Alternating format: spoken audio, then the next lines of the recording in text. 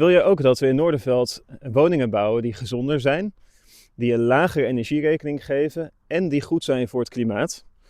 Dat is wel wat GroenLinks PvdA Noordenveld wil. Mijn naam is Igor Quint en ik woon in Pijzen. En hoe mooi zou het zijn als alle woningen in Noordenveld gebouwd worden op een manier zoals deze woning in Norg.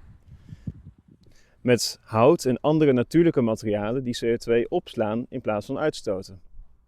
Dit is wat we noemen biobased bouwen. En het mooie is, we kunnen woningen als deze isoleren met materialen die gewoon groeien op ons land. Met gewassen zoals vlas en hennep bieden we nieuwe verdienmodellen voor onze boeren. En voor de bewoner, die geniet van een ademend huis met een veel gezonder binnenklimaat. Het is dus gezond voor de bewoner, goed voor de boer en slim voor het klimaat. En dat is waarom ik mij inzet voor GroenLinks PvdA. Omdat we willen bouwen aan een groen en sociaal Noordenveld.